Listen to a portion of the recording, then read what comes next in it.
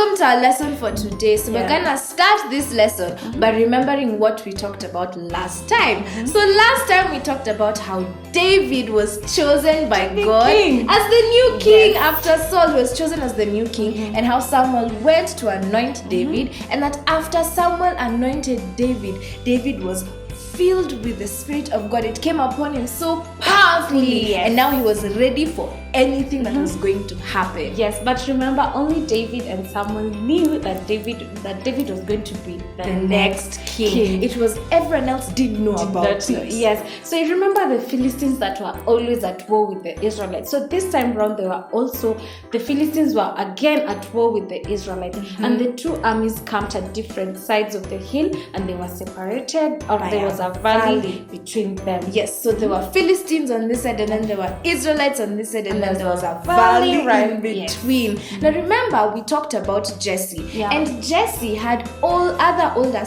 sons other than David. So 3 of these older sons were in Saul's army. Yes, and remember, they are now in the battlefield, and Jesse got worried about his sons, and so he decided to send David to go and check on his brothers. And find out if they are okay. And find out if they were okay. So he called for David, and he sent him to go and look for his to go and see if his brothers were okay, and he sent him with bread, with fresh bread for his brothers, and he also gave cheese for the other officers. And David went to the battlefield to find his brothers. But Jesse had told David to be very careful on the way, and to also come back right on time. And so David went out and went to the battlefield. And when he got to the battlefield, he found that the 2 armies were lined up, and they were ready for a fight. They were ready for a fight. And then suddenly the battlefield got quiet, and there was silence. And then out of that silence, a big loud noise, a thundering voice broke the silence. And David looked, and he looked onto the battlefield, and he saw in the valley, he saw the biggest man he had ever seen in his entire life. Yes, and this man was dressed from head to toe, ready for battle, and he had a big spear the size of a javelin, and a huge shield. Big because he was a giant. He was big. And then this man said, "Come, you Israelites, come and fight me. And if you win, we will become your servants. But if I win, you will become our slaves." And these words really irritated David, and he asked, who does he think he is? Who does he think he is to say that? Then someone from the crowd told David that was Goliath, and that Goliath came out every day for 40 days and 40 nights. He came out with the same threat to everyone. The same challenge. Yes, and the same challenge. And everyone was very terrified and afraid of that threat. Because remember, he was a big giant. He was big, and he was tall, and he was scary, and he was loud. Now remember, David had gone to see his brothers. So one of his brothers was passing by, and then he had David asking all of these questions, and then his brother got angry, and he said, what are you doing here? Who have you left with the sheep back home? I know you. I know about your deceit and your pride, and I know you just want to come and see the battle. Yes, and David was there like, what have I done? I was only asking a question. Yes. But the brother was like, no, you're here. I know about your deceit, and I know about your pride. Yes. And David was like, I have only asked a question. And he also said, no one has the right to speak to the people of God that way. Yes. And so when David said that, someone had David saying that, and with the much confidence that David had. And so he went to Saul, and he told Saul about David. And so David was summoned to appear before King Saul. Yes. And when David got there, he said, Your Majesty, no one should be afraid of the Philistines. I will fight him. I will fight him, because he said that our God is stronger than any other. He said no one is stronger than our God. Goliath is not stronger than our God. And Saul said, looked at David and said, you're going to fight, because David was young, and he was small, tiny compared to Goliath. And then Saul asked David, what makes you think that you're going to win? Yes, and David confidently said that the Lord had helped him to fight Bears. lions and bears. When he was taking care of his sheep, God had helped him and given him victory. So now he had practice and he knew God would help him. So he said, the same way God helped me then, God will help me and give me victory now. To fight Goliath. So he said that even now God was going to help him to fight Goliath and that they were going to win. And so because David was that confident, Saul allowed him to actually go and fight Goliath. Yes, so Saul said, okay, you can go and fight. You see, children, because David was small, but he had the confidence that God was so strong and no one was stronger than his God. And so he was ready to even go out and face the biggest giant that all of Israel were afraid, terrified of. Yes. So even as we may be little, we may be young, but we always need to remember and be brave and confident that our God is stronger than anyone and else, everyone. Our God is strong. Always give us victory. Always give us victory because He is always on our side. So now we're going to stand up and sing a very lovely song. So let's all stand up and sing this song.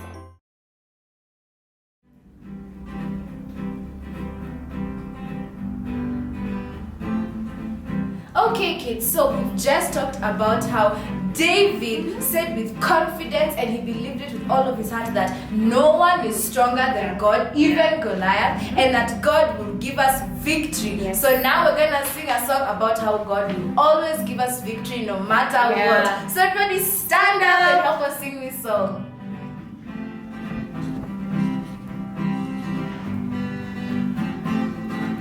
You can come to me with a sword and a javelin, but I'll come to you in the name of the Lord. You can come to me with a sword and a javelin, but I'll come to you in the name of the Lord. 'Cause there's victory, victory, victory in the Lord. My victory will come from no other. My victory will come from the Lord. You can come to me with a sword and a javelin, but I'll come to you in the name of the Lord. You can come to me with a sword and a javelin, but I'll come to you in the name of the Lord. 'Cause there's victory, victory, victory in the Lord.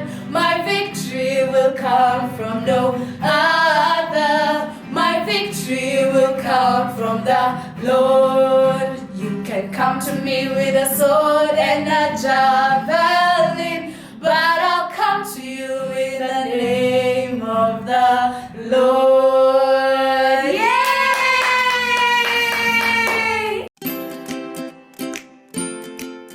Okay, kids, so it's time for our craft. Now, we've just talked about how David went and he said, there's no way you can threaten the Israelites. You should not talk to them like that. And he was so confident, and he went to Saul and he told him, do not worry. We do not need to fear the Philistines. I will fight him, and we are going to have a victory because God is going to give us victory. Yeah. Now, remember, he was going to fight Goliath. So now here we have a big foot, a giant foot, and this is supposed to be Goliath's foot. And this is just going to help us remember that size does not matter to God, and God defeated the giant. So size does not matter because David was very small, yet he said, I will go and I will fight. So now this is just one big manila paper that we took and we drew a very big foot.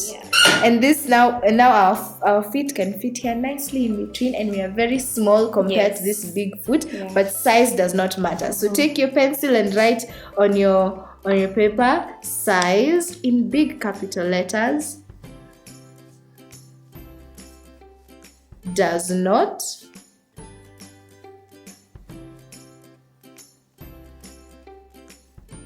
matter to God.